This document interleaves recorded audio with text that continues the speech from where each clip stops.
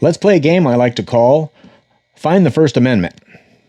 Now, for this video, we're going to be focusing on the part of the First Amendment that is about free speech and the right to peacefully assemble.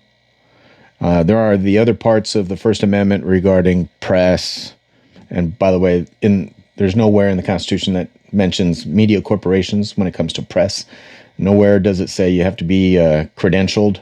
Okay, so get used to it. Media, press, corporations, we are the press now, right? And no, I'm not using that Somalian meme. The captain, I'm sick of seeing that thing. I am the captain now. I said no. So there's also the religion aspect to it, and your right to petition your government to complain about whatever it's doing, right? We're going to be focusing on free speech and the right to assemble peacefully. Peacefully. I don't know why that part seems to be elusive to the left mostly. Okay, you can blame some people on the right for not peacefully protesting, but hey, when you're sick of it, you're sick of it. But it's a common habit for the left. It's their go-to. They're out in the streets all the time. They're holding their signs and they're making these hypnotic chants from the river to the sea over and over and over again. The same slogan over and over again, just like trying to get into the minds of who, the young, the kids, the college kids. And I'm going to say it. Women are very susceptible to the slogans and to the labeling and logos and brand names. That's just the truth. Now, before you get excited and say, well, there's lots of men in the streets protesting too, chanting the same thing that all the other women and young kids are. I'm like, well, yeah. There's a word for them. They're called betas. Beta!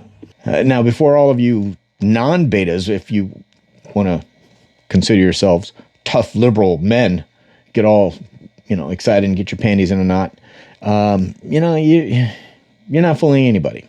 You're cosplaying. Never saw a tough liberal man that didn't have some other reason for being in the protests with all of those women. So for this video, we're just going to go over a few examples where people are assembling peacefully, not so peacefully, legally, not so legally, and we're going to see which ones are covered under the First Amendment. Which side are you on, Target? Which side are you on? Which side are you on, Target? Which side are you on? Which side are you on, Target? Which side are you on? Which side are you on, Target? Which side are you on? I'm here because I want to stand up. Okay, stand up. Get out of the way of the door. Stop blocking the door. That's not your business. You don't own Target. Say what you want about Target. I mean, I know lots of women who spend too much money on Target. Some of them very closely related to me. But, Target doesn't deserve to have their business shut down because you're throwing a temper tantrum. Now, that's not covered. You just can't shut a business down. You just can't block people from going about their business, just trying to overspend at Target. If we don't get it, shut it down! If we don't get it, shut it down. If we don't get it, shut it down! If we don't get it, Shut it down! See what I mean?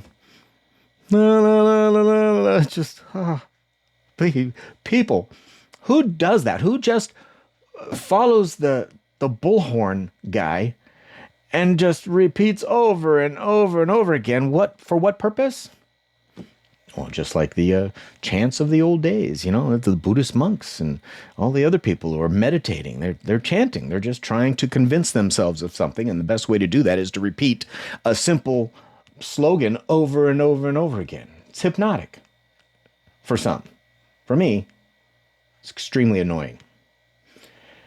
But this one's a maybe. Is it covered by the First Amendment?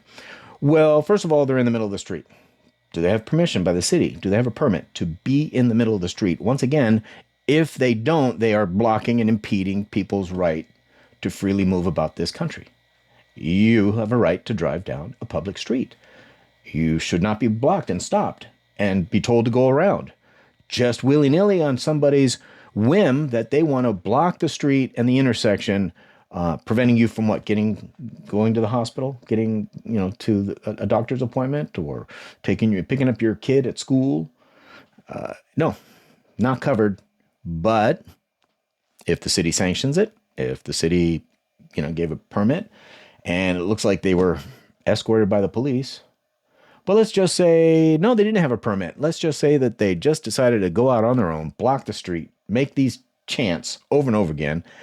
And the police are just there just in case it gets worse, right? It's prosecutable, but according to the discretion of local authorities, they're just deciding it's more work than it's worth. The juice is not worth the squeeze. And then you have a dilemma. How long do you tolerate this kind of lawlessness, bad behavior? Now, what are they chanting? Are they chanting anything that could be considered inciting violence? That's a tough one, too, because a judge would more than rather just not even hear this case than to try and determine whether or not shutting it down means that they could potentially be inciting lawlessness. Because that's another, it's a court decision. I don't remember the court case, but they have determined at the highest levels of the appellate, I don't know if it got to the U.S. Supreme Court, but they have determined that in words inciting, protests, groups inciting with their words, actions that could eminently result in lawlessness, that could also, be harmful. And the key word is eminent. It's got to really mean that they're running down the street and they're yelling, "Burn it down, burn it down." You can't do that. But shut it down, what does that mean? So they kept it safe, and it's somewhere in the middle. So for the most part, protected under the First Amendment only because prosecutors and the city attorneys and the judges, they could all just look away and pretend it never happened until something happens. Next video. They want us to believe that the occupation is over when we see it in full swing in our own neighborhoods. They want to kidnap people quietly, and they want us to fall back. They want us to get comfortable. Let me make something very, very clear. The fight is not over. People are free to lie. They're free to mischaracterize events, situations, to make themselves look tough, look cool. That's classic First Amendment case of free speech and peacefully assembling. They look like they're in a park. They don't look like they're impeding. She's carefully reading off of her phone what somebody wants her to say. I'm sure it was her project. It had to have been her project, right? Because it didn't seem too professional. But she typed it up last night. Like, I'm going to make this speech in the park tomorrow. And everyone's going to think I'm cool. Forget the part where she's lying about kidnapping. Okay. Police arrest. They don't kidnap. And if they kidnap, you got to make a pretty good case that it's a kidnapping and not an apprehension. Anyways, next video.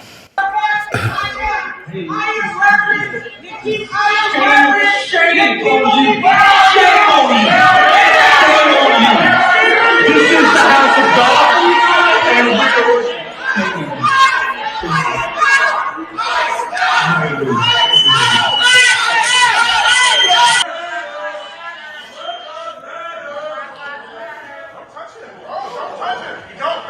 back up! You're not gonna do that, boy! Crazy? Word! Come on. Crazy, boy! Ah, knock this shit, boy! It does, bro! This is not... No, bro! Nah, bro, that's not... What do you think? No! Not protected. Not even close. It's a church. I'm sorry, churches are not public places where you go and express your point of view with all of the rights protected under the First Amendment to free speech. Is that free speech? Or is that actually violating other people's rights to peacefully assemble? How about the right of another one of the elements in the First Amendment to practice their religion? Yeah, that's in the Constitution somewhere, right? Just happens to be in the same First Amendment as the right to free speech, press, freedom of to peacefully protest and to complain to your government. So, no, not just no, but hell no. You just can't do that in a church. As a matter of fact, there's a law called the FACE Act, and I think some of you may already know about it because there were people put into prison for praying at an abortion facility. Well, a church is also covered under the FACE Act, where you just can't go in and deprive somebody of their First Amendment right to practice their religion. That one gets my blood boiling. Next. Roadblocks or checkpoints have been set up at intersections around the city. Now, residents say it's to check vehicles entering their neighborhoods and to block any federal agents attempting to pass. We are literally creating a place that we know who's coming and going in and out of our neighborhood. How ironic. And the best part is they didn't even see how silly they were. They didn't even recognize the absurdity of doing themselves what they are angry that they elected the government to do, that they elected laws to be enacted. There's no law that allows somebody to set up checkpoints and check IDs of perfect strangers before allowing them to continue on their way. We used to have a word for that. That's called vigilantism. And the left has no problem with vigilantes as long as they're the ones being the vigilantes. Next.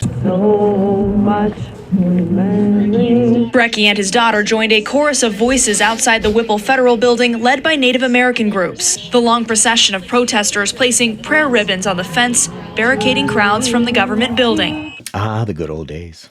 Nothing like a peaceful protest. That's what it's supposed to look like.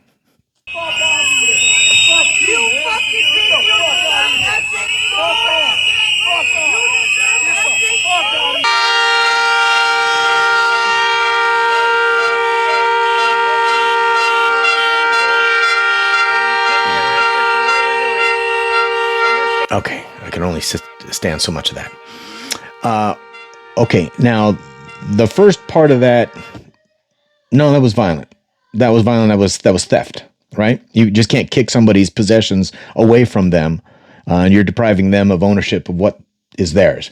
Now, there's a story that says that these guys might be ICE, but to this day, still hasn't been established whether or not they were ICE.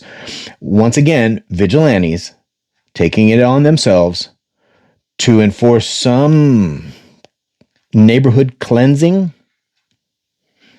of people that they didn't like being there and people they assumed was a part of immigration enforcement with no evidence whatsoever. Now, the people that were being harassed, right there, they showed great restraint. Got a lot of respect for them. It could have turned violent, and I wouldn't have blamed the people in the white car from getting out and busting, some heads. I wouldn't have blamed them at all. I mean, if you felt surrounded and besieged upon by perfect strangers screaming and yelling at you and knocking stuff out of your hands, yeah, I would expect you to defend yourselves. I know I would. And then the horn and the whistle. Now, it is very annoying. And, that can damage your ears.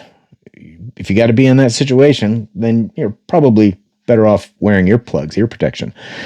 But somehow these people think they're doing some good when it turns out the only thing that they're doing is scaring off all of the criminals, aliens that these guys were here to arrest. Well, that's it for this video, but stay tuned because I love the First Amendment almost as much as I love the Second Amendment. So we'll be examining examples of both of those in the future. Until then, be alert.